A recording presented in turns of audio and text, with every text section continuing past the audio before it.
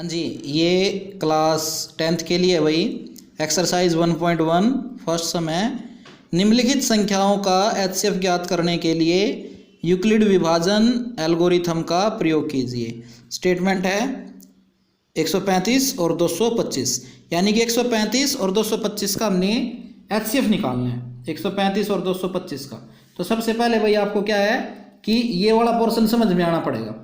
जैसे आपने पहले कभी एचसीएफ निकाला हो छोटी क्लासों में, 135 आपका बाहर आ जाएगा, 225 अंदर। 135 एकम 135, 225 में से 135 सब्ट्रैक्ट करोगे तो आपके पास 90 बचेगा। क्या करना है यहाँ पे, जब जो शेष बचता है 90, इससे आपने उस रकम को डिवाइड करना है जिससे आपने पहले डिवाइड किया था। जो 135 जो है वो अब अंदर आ जाएगा, तो 90 एकम 90, तो 135 में से 90 लेस करोगे, सब्ट्रैक्ट करोगे तो कितना आया 45।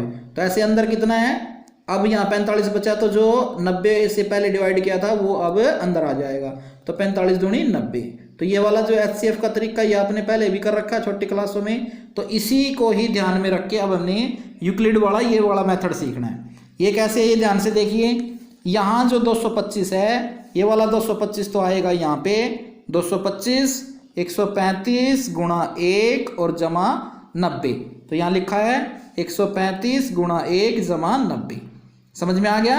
ऐसे भी अंदर कितना क्या है 135, तो 135 यहाँ पे आ गया 135, तो 90 गुणा 1, 90 गुणा 1 जमा 45, तो ये है 90 गुणा 1 जमा 45। तो ऐसे अब अंदर कितना है 90, तो ये 90 बाहर आ गया यहाँ पे, तो 45 इंटू 2, तो ये 0 बचता है ऐसे, 45 दूनी 90, तो 45 गुणा 2 जमा 0।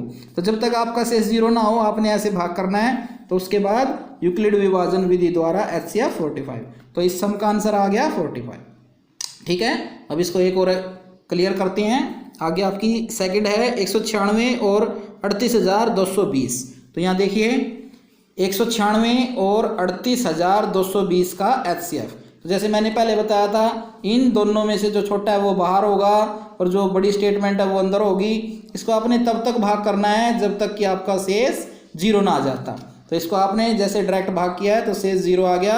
अब जैसे ऊपर बताया था 38,220 को आपने बाहर लिखना है, 196 से भाग किया है, 195 बार गया है ये, तो 196 गुणा 95 और जमा 0, तो 196 और 38,220 का जो एचसीएफ है वो कितना आ गया 196। यहाँ पर ये बात नोटिस ध्यान रखने की है कि यहाँ पर जो आंसर है 45 तो वो एचसीएफ है, इसलिए यहाँ पर 196 है, तो यहाँ कितना आंसर आ गया 196।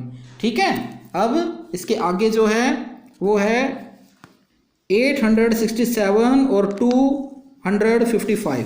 तो इसको यहाँ देखें 867 और 255 का एचसीएफ। इन दोनों में से छोटा कौन सा है 255, तो 255 बाहर हो गया, 867 अंदर हो गया, तो ये गया 3 से, तो 765 लेस करने के बाद 102, ये वाली जो रकम है 255 ये अंदर आ जाएगी।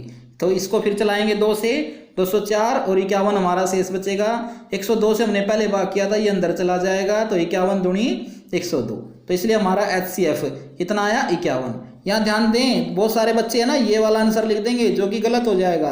एचसीएफ में ये वाला आंसर होता है, तो इसी को ही हमने यहाँ से देख करके फिर यहाँ लिखना है। जैसे मैंने पहले बताया था आपको कि ये वाली जो रकम है इसको बाहर लिखना है, इसको इससे मल्टीप्लाई करनी है, यानी कि 255 गुणा 3। तो देखिए 255 गुणा 3 और जमा में जो रिमाइंडर होता है शेषफल होता है वो जमा करना है। ठीक है, ऐसे यहाँ पे 255 बाहर आ गया 255, 102 को 2 से गुणा किया, 102 गुणा 2 जमा 51, और अंदर कितना है यहाँ पे 102, कहाँ से आया यहाँ से 102 ये वाला, तो 51 दूनी 102, तो आपका एचसीएफ कितना आ गया 51। ठीक है, क्लियर, तो एचसीएफ हो गया 51। उसके बाद सेकंड सम है भाई, दर्शाइए कि कोई भी धनात्मक विषम पूर्णांक 6q+1, 6q+3 या 6q+5 के रूप का होता है जहां q कोई पूर्णांक है।